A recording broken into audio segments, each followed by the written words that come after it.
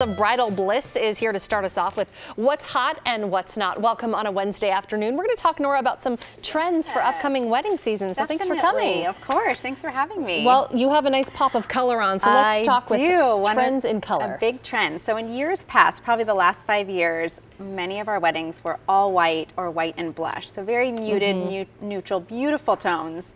But now we're seeing much more color. So whether it's pops of vibrant colors or a dark burgundy has been very popular. So a little bit of a moody look. Very beautiful and very, very popular. So more of the darker shades, though, are you seeing a lot of bright colors as well? Both. Both? Yes. A little bit of everything. Just kind of going away from that neutral palette. Interesting. And I see different styles on the attendants in different shades. Yes, definitely. And see that reddish burgundy tone is so popular. Ombre look. Exactly. And if you see their flowers, you see that they're a little more loose and natural, which is a nice change from the very tight bouquets and centerpieces in years past. So a little more bohemian, loose, like this beautiful centerpiece. And for a while the tall centerpiece was in, but now there's a hanging option. Exactly. So none of these options are going away by any means, but kind of these new trends are becoming a little more popular. So the hanging floral installations are so beautiful and so striking when you walk into a room. So many couples, instead of doing a mixture of high and low arrangements, they're doing the low and then supplementing with these hanging installations. Okay, let's talk hair and makeup. What's the trend here? So much more natural. So you think of a bride and she's herself, but taken up a couple notches instead of super dramatic, looking like a completely different person.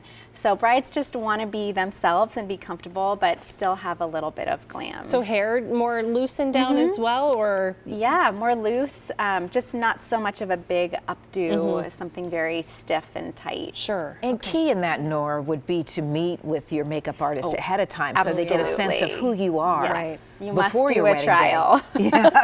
Or a couple trials maybe on go the hair. very bad. You know, it's always tricky how to let your guests know where to sit. What's trending in that respect? So in years past, pretty much everybody did escort cards. It's a little folded card that you've probably seen. And you spend so much time. So you would pick it up and take it to your table. So now escort card walls and displays are much more of a focal point at the wedding and a really great way to personalize.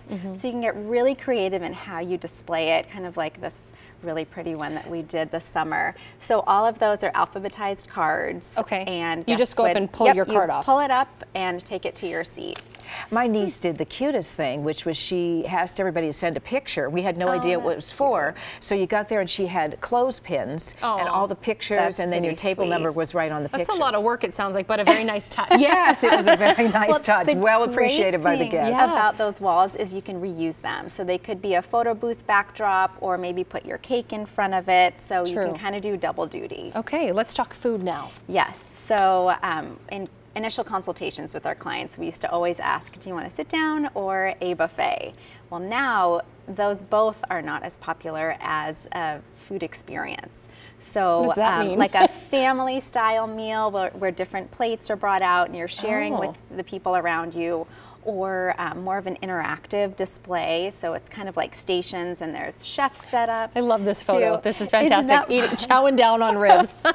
So like maybe a taco bar or a pasta bar? Exactly, or even food carts, whether it's part of the meal or late night treats. Those are fun to see at weddings. Totally. Yeah. It's so that's Portland. what gets me about, you know, you have the main meal, but then you got to worry about the treats falling down a few hours later. A norm now. It's definitely, expected. You see it at most weddings. So Nora, do people still do wedding favors? Is that still in, or is that a waste of money? Kind of. I think it's a waste of money. I've seen so many get left behind. So unless it's something edible that can be eaten that night or taken home and enjoyed, I say skip it. Something that's gained in popularity are welcome bags that are delivered to guest hotel rooms for those people that are coming in from out of town. Oh, nice touch. Another great way to personalize the wedding. You can put your little wedding logo on there, and then also include some of your favorites or local favorites. Like Poplandia popcorn, or you know, there's so many great options in Portland. Touches. So. You know, popular months for the weddings tended to be summer, June. Is that still? Summer is still key. June was very, very popular. That's kind of faded into October. So wow. October so later fall is weddings. incredibly popular. In Portland, it can still be so beautiful here. Don't let it fool you, though. Venues will still book up, I'm sure, summer around as well. So, this is true. And Nora, your website? BridalBliss.com. All right, Nora Shiels with Bridal Bliss. Thank you.